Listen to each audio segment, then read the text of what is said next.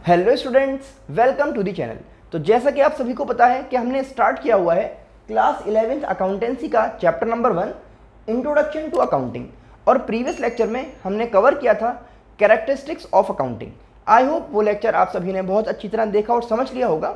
अगर किसी वजह से वो लेक्चर आपका मिस हो गया है तो यहाँ पर आई बटन में आपको लिंक प्रोवाइड कर दी जाएगी, वहाँ से आप उस लेक्चर को देख सकते हैं। आज हम स्टार्ट करेंगे एक नया टॉपिक जिसका नाम है ऑब्जेक्टिव्स ऑफ अकाउंटिंग। तो चलिए समझ लेते हैं क्या होते हैं ऑब्जेक्टिव्स ऑफ अकाउंटिंग। अकाउंटिंग करने का क्या पर्पस है, क्या एम है, क्या ऑब्जेक्टिव है, ठीक है ना। तो सबसे पहला ऑब्जेक्टिव यहाँ पर हमें गिवन है मेंटेनिंग अकाउंटिंग रिकॉर्ड्स। भाई अकाउंटिंग करने का सबसे इंपॉर्टेंट और पहला पर्पस तो यही है कि जो आपके बिजनेस ट्रांजेक्शन हैं उनको रिकॉर्ड कर लिया जाए, है ना।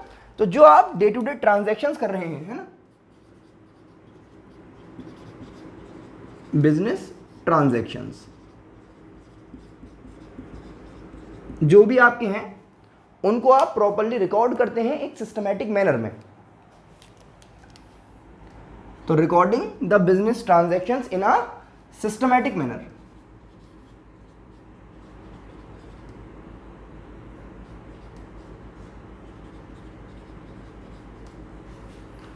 By following the principles of accounting.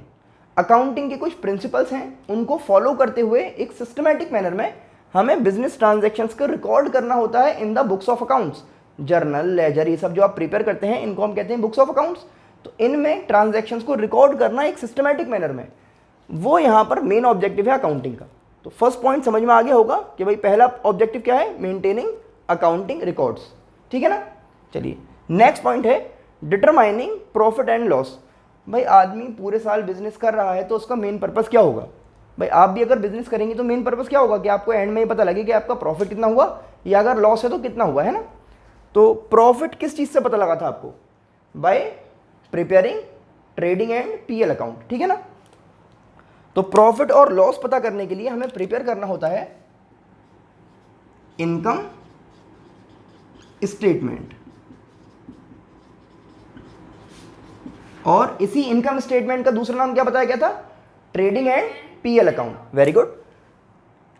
अब इसमें प्रॉफिट और लॉस का पता कैसे चलता है आपको, जब आप इसमें प्रिपेयर करते हैं इनकम स्टेटमेंट या फिर ट्रेडिंग एंड पीएल अकाउंट, तो उसमें आप अपने सभी इनकम्स और एक्सपेंसेस को रिकॉर्ड करते हैं। उसके बाद आप क्या करते हैं भाई, इनका डिफरेंस निकाल लेते हैं। बिल्कुल आसान सी बात है भाई, जब भी तो पता लगेगा प्रॉफिट हुआ या नहीं हुआ।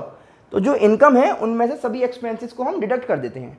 अगर इनकम ज़्यादा है, एक्सपेंस कम है, तो यू विल गेट प्रॉफिट। और अगर एक्सपेंस ज़्यादा हो गया है तो ऑब्वियस सी बात है, बिल्कुल क्या हो जाएगा आपको, लॉस, ठीक है ना। अब देखिए आप डेबिट क्रेडिट की जो बात सुनते हैं अकाउंट्स में, तो आगे तो प्रॉपरली आप समझेंगे ही। यहाँ पर मैं लिख रहा हूँ आपके लिए कि जितनी भी आपकी इनकम्स होती हैं ना, उनको हम क्रेडिट कर देते हैं। अभी आगे बात होगी क्यों करते हैं, जो भी बात है। और एक्सपेंसेस जो हैं उनको आप डेबिट कर देते हैं। इन्हीं का जो डिफरेंस है क्रेडिट और डेबिट का, इससे हमें मिलेगा कि प्रॉफिट हुआ है या लॉस हुआ है। तो थर्ड ऑब्जेक्टिव यहां पर है to determine the financial position. Financial position किसी भी बिजनेस की किस चीज से पता लगती है आपको, bye preparing balance sheet. Very good. तो जब आप बैलेंस शीट प्रिपेयर करते हैं तो उसमें गिवन होते हैं हमें सारे एसेट्स और लायबिलिटीज, है ना।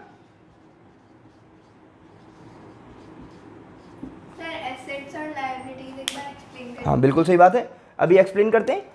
तो बैलेंस शीट में जो एसेट्स और लायबिलिटीज होते हैं उनसे पता क्या लगती है हमें, फाइनेंशियल पोजीशन के भाई एसेट्स कितने हैं, लायबिलिटीज कितनी है। अब एसेट्स क्या होते हैं, एसेट्स सभी वो चीज़ें होती हैं जो आपको इनकम जनरेट करने में हेल्प करती हैं।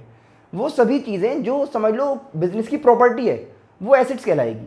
भाई यहाँ पर मैं आपको पढ़ा रहा हूँ तो मेरे पास ये बोर्ड है, इससे तो इनकम जनरेट कर रहा हूँ मैं। अगर मेरे पास ये बोर्ड ना हो तो मैं आपको पढ़ाऊंगा कैसे, तो ये मेरे लिए एसेट है। तो एसेट सभी वो चीज़ें होती हैं जो आपको इनकम जनरेट करने में हेल्प करती हैं। और लायबिलिटीज़ क्या होती हैं, बिल्कुल आसान लैंग्वेज में जो कर्जे होते हैं, उधार, उनको लायबिलिटी कहा जाता है। तो भाई बैलेंस शीट में क्या पता लगती है आपको, फाइनेंशियल पोजीशन। और प्रॉफिट एंड लॉस अकाउंट या फिर इनकम स्टेटमेंट से भी आपको प्रॉफिट लॉस पता लग जाता है, ये भी फाइनेंशियल पोजीशन का पार्ट है, ठीक है ना। और देखिए फोर्थ ऑब्जेक्टिव अकाउंटिंग का है फैसिलिटेटिंग मैनेजमेंट। फैसिलिटेटिंग मैनेजमेंट या फिर आप कह सकते हैं टू हेल्प द मैनेजमेंट। भाई मैनेजमेंट की हेल्प किस चीज़ में करेगा, टू टेक डिसीजंस। तो मैनेजमेंट की हेल्प करता है डिसीजन मेकिंग में।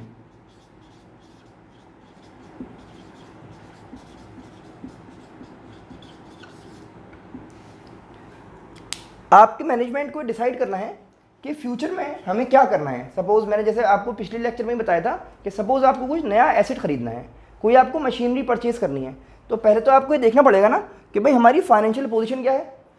तो मैनेजमेंट को हेल्प करेगा पूरी इन्फॉर्मेशन प्रोवाइड करने के बाद कि भाई ये सारे फैक्ट्स एंड फिगर्स आपके सामने हैं। अब आप ये देखिए फ्यूचर में आप जो करना चाह रहे हैं उसके अकॉर्डिंग ये सब है या नहीं है। आपको अगर सपोज बजट बनाना है कि सपोज हमें फ्यूचर में कितनी इनकम होनी है और कितना हमें एक्सपेंस करना है, तो उस एक्सपेंडिचर का और इनकम का पता तो यही लगेगा ना कि भाई आप पिछले साल से क्या करते हुए आ रहे हैं। तो आपको फ्यूचर में जो फोरकास्टिंग करनी है, जो बजट बनाना है इफेक्टिव कंट्रोल के लिए, उसका पता भी किस तरह लगेगा, जब आप प्रॉपर्ली सब अकाउंटिंग करते हुए आ रहे होंगे, पूरे रिकॉर्ड्स आपके पास होंगे। तो अकाउंटिंग का एक ये भी ऑब्जेक्टिव है कि अकाउंटिंग इन्फॉर्मेशन जब टाइम टू टाइम आपके पास अवेलेबल होगी तो उससे आप क्या करेंगे कि मैनेजमेंट की हेल्प कर सकते हैं अच्छा डिसीजन लेने में। तो प्रॉपर डिसीजन ले पाएगा वो जब उसके पास प्रॉपर इन्फॉर्मेशन अवेलेबल होगी। नेक्स्ट ऑब्जेक्टिव आप देखेंगे, providing accounting information to users. Accounting information provide करेगा यूजर्स को।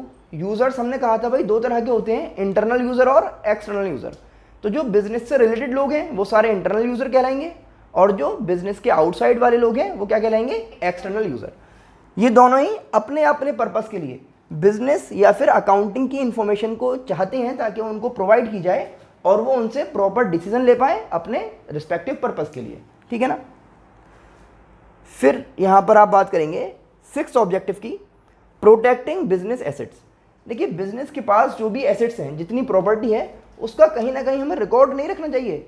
भाई आपके पास कितनी मशीन है आपको पता होना चाहिए, कितनी लैंड है, कितनी बिल्डिंग है, ये सब अगर आपको पता होगा तो आप अच्छी तरह देख पाएंगे भाई मेरे पास फिलहाल इतने एसेट्स अवेलेबल हैं, फ्यूचर में आप कितने एसेट्स और परचेज करना चाह रहे हैं या कुछ एसेट्स पुराने हो गए उनको आप सेल करना चाहते हैं। तो ये तभी तो पॉसिबल होगा ना जब आपने प्रॉपरली उनको रिकॉर्ड कर रखा होगा। तो जब आप अकाउंटिंग करते हैं तो बैलेंस शीट में सभी एसेट्स भी रिकॉर्ड किए जाते हैं, ठीक है ना। तो बिजनेस एसेट्स की यहाँ पर बात कर रहे हैं आप, और ये कहाँ पर रिकॉर्ड होंगे आपके पास, बैलेंस शीट में। बैलेंस शीट क्यों बन पा रही है, क्योंकि आप क्या कर रहे हैं, अकाउंटिंग। तो ये भी एक ऑब्जेक्टिव है अकाउंटिंग का कि भाई आपके पास जो एसेट्स हैं उनकी पूरी इंफॉर्मेशन आपको मिल जाती है बाय प्रिपेयरिंग सिस्टमैटिक रिकॉर्ड्स, ठीक है ना। और बैलेंस शीट की हेल्प से आपको सारे एसेट्स की इंफॉर्मेशन मिल जाती है। ये हो गए आपके सारे ऑब्जेक्टिव्स ऑफ अकाउंटिंग। आप इनको अच्छी तरह देखें और इनको नोट कर लीजिए। फिर हम स्टार्ट करते हैं अपना आज का नया टॉपिक। तो चलिए स्टार्ट करते हैं आज का new topic, functions of accounting. अभी अभी हमने देखे ऑब्जेक्टिव्स ऑफ अकाउंटिंग, अब यहां पर बात हो रही है अकाउंटिंग के फंक्शंस की।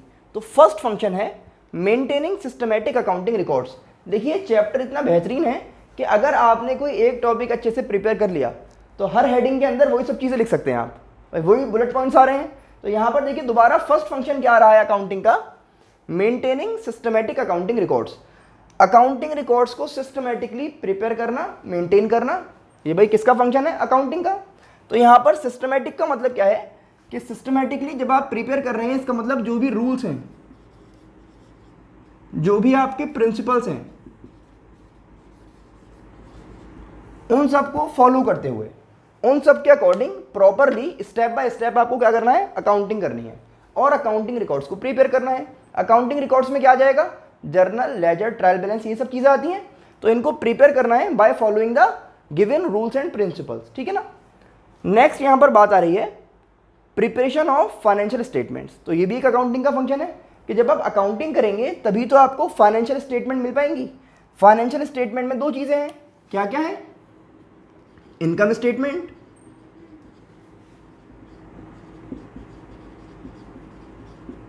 And position statement.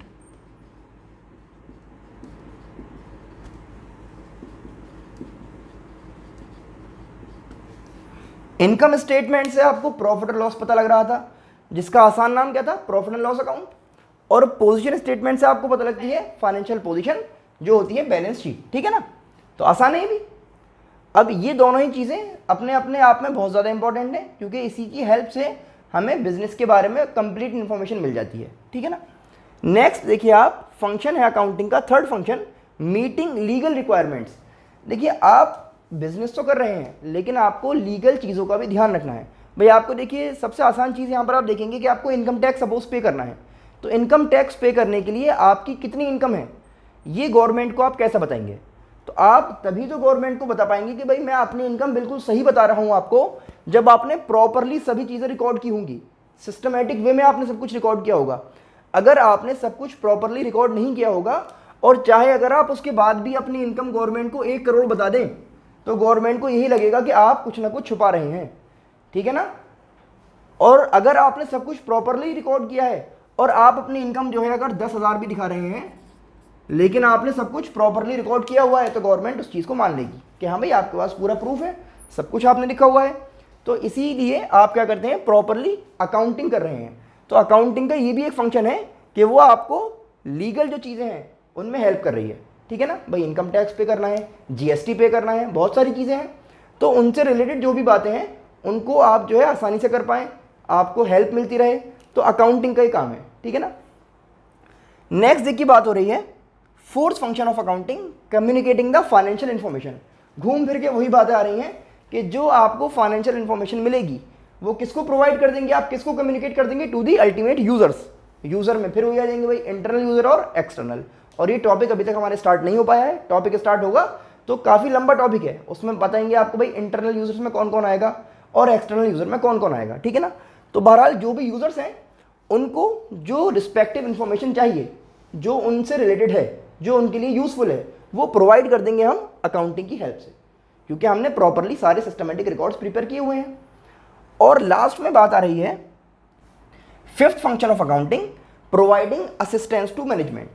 ये बात भी देखिए आप पहले सुन चुके हैं कई बार कि मैनेजमेंट की हेल्प कर रही है अकाउंटिंग डिसीजन मेकिंग में, ठीक है ना। तो मैनेजमेंट की हेल्प कर रही है अकाउंटिंग किस काम में,